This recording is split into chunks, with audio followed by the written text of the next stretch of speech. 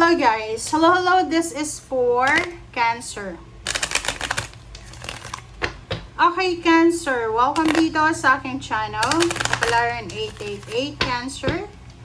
Alamin natin kung anong messages, vibration, gabay, energy para sa lahat ng Cancer.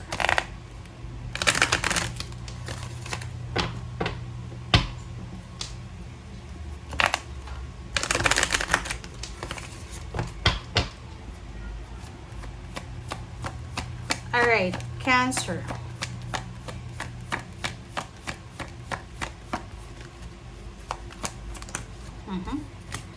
Okay, first two cards natin, Cancer, is this is Four of Cups. Courtship, love offer, journey. Wow! Para to sa mga Cancer na Pilipino. Nasaan man kayong sulok ng mundo, nasa Middle East ka, nasa Pilipinas, or nasaan ka man. Posibleng meron kang kausap na isang tao sa online. Love life siya. And may possibility na ikaw, Cancer, pwedeng puntahan ka. Kung ito ay ibang lahi, babae ka ba, or LGBT ka, posibleng yung ibang lahi na to ay pupuntahan ka niya. Okay? Pwedeng magpo-propose siya sa'yo ng kasal, or pwedeng magkikita kayo, magme-meet up kayo. So, ihanda mo daw yung sarili mo kasi pwedeng ikaw ay ang magta-travel or itong taong to ang magta-travel. Another is, sinasabi ng barahan na kung plano mo, Cancer, na magtrabaho sa ibang lugar or sa ibang bansa, sabi ng barahan sa'yo dito, you need to prepare yourself kasi talagang meron na darating sa'yo na offer na pwedeng, ang offer na to ay malayo siya, okay? Kailangan mong bantayan to ha, kasi ano lang to once in a blue moon siya. Okay? Hindi lahat nabibigyan ng opportunity dyan. So, long distance travel, long distance love life, long distance residence, parang ganun. Contract or wedding, marriage, or kano pa man.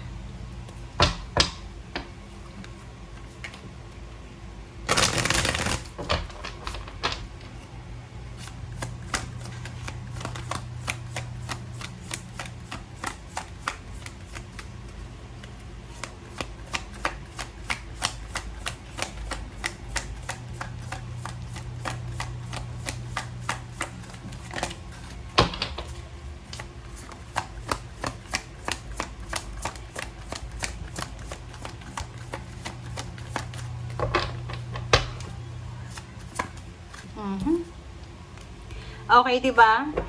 There's an ending, closure, acceptance, parang ganon. So, sinasabi ng baraha sa'yo, Cancer, na emotionally, siguro marami kang mga hugot sa buhay mo. Okay? Marami kang hugot sa buhay mo. And sinasabi ng baraha sa'yo na just keep going lang. Okay? Just continue lang. Keep going lang kasi yung hugot mo na yan sa buhay mo ay magiging maayos din yan. Magiging maayos, matatapos din yan ng mga struggles mo na yan, emotional, financial struggles, or whatever man na nangyayari sa'yo sa ngayon.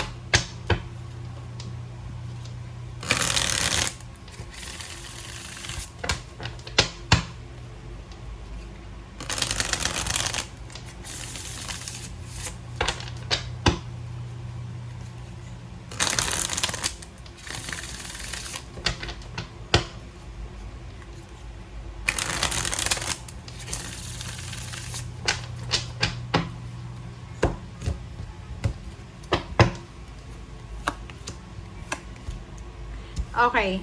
Queen of Swords and Five of Wheels. So, Queen of Swords and Five of Wheels. So, dito sinasabi ng baraha sa'yo dito na yun. So, kung may mga financial problems kayo, like for example, ikaw to, currently, sa kasalukuyan, wala kang pera. Or kasalukuyan, may mga financial struggles ka.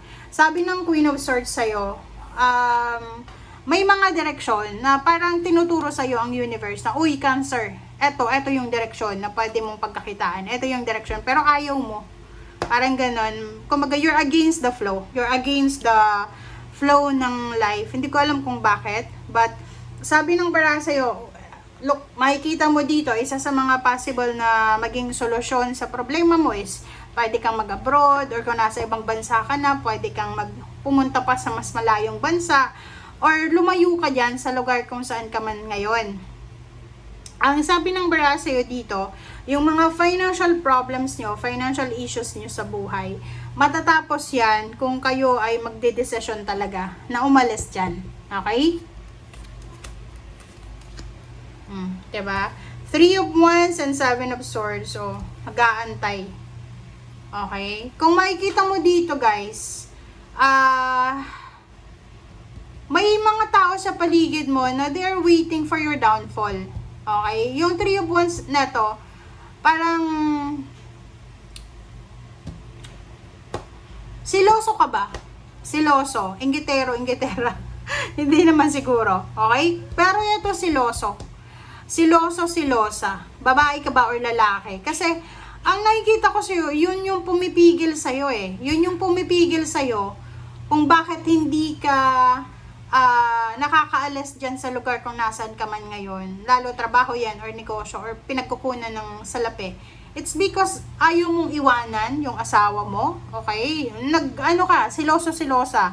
Yung marami kang mga hinala na baka iniisip mo pag nag-abroad ka, manlalaki, mambabae, yung mga person nyo, parang ganun. So, yun yung nakikita ko na problema kung bakit. So, kailangan nyo daw na kailangan nyong kumilos na, kailangan nyong magdesisyon. Kasi yung kahirapan talaga guys sa buhay, hindi ka makakaalis dyan kung hindi ka gagawa ng desisyon.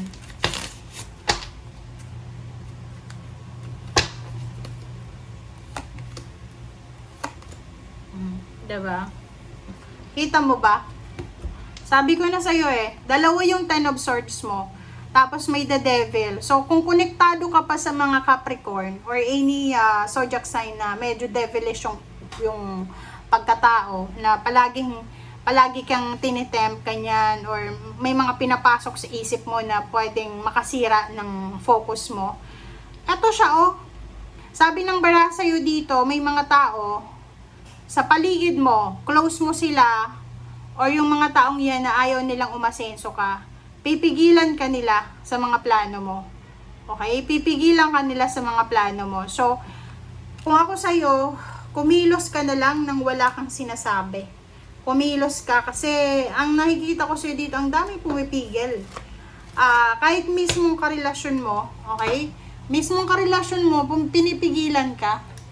Like, hindi mo alam kung ano yung gagawin mo kasi ang daming pumipigil, ang daming hindrances, ang daming obstacles and challenges. Kita mo na? 4 of Cups and Queen of Cups, that's your energy, and Emperor. Sabi ng Emperor na to, marireclaim mo kung ano yung para sa'yo. Pera man yan, karangyaan man yan, fame, success, 'di ba? Kung talagang gugustuhin mo. Kasi yung 4 of Cups dito, masyado kang emotional. Yun lang, masyado kang, like, ikaw ata yung Cancer, ikaw ba yung klase ng tao na mayroon kang mindset na di bali nang maghirap, basta magkakasama lang kayo ng anak mo, ng asawa mo, parang ganun. So, yung ganyang klaseng mindset daw, hindi siya applicable sa ngayon. Okay? Lalo sa panahon ngayon, guys, may inflation. Kahit saan ka pumunta, kahit nga nasa ibang bansa, mayaman na bansa, talagang naghihirap ang buhay ng tao sa ngayon. So, sabi ng bara sa'yo dito, wag masyadong emosyonal. Okay? Wag masyadong emosyonal. Alam nyo ba, may yung mga OFW, hindi lahat ng OFW, ginusto nila na pumunta ng ibang bansa. May ibang nga ako nakita sa may nag-upload noon sa isang tawag dito, sa isang social media account. Yung baby kakapanganak niya lang 3 months. Imaginein mo yon, 3 months yung baby ay iiwanan mo. Tapos yung nanay, may gatas pa yun sa niya. Isipin mo, tapos may postpartum pa yun, tapos magtatrabaho siya sa ibang bansa. So, tingnan mo kung paano siya nag-sacrifice yung nanay na yun. 'Di ba? So, ikaw, sabi ng bara sa'yo dito, ang ganda ng ano mo, ang ganda ng, kumbaga, maganda yung tawag dito, yung the way na magtrabaho ka, pero mali yung disposition mo sa ano, like relationship. I don't know, baka yung napangasawa mo ay wala kang tiwala, naiwanan, parang ganun, or yung boyfriend, girlfriend. Kasi ang sabi ng bara sa'yo dito, samantalahin mo, kung may pagkakataon ka na makapunta ng ibang bansa, kung nasa ibang bansa ka na tapos hindi ka pa kontento kung magkano yung sweldo mo, try mo doon sa mayaman na bansa, Europa, America, Canada, 'di ba? Kasi yun yung sabi ng baraha dito hanggat hindi ka umaalis, walang mangyayari sa'yo. Okay? Lalo kung nasa Pilipinas ka. Okay? Thank you guys. Bye!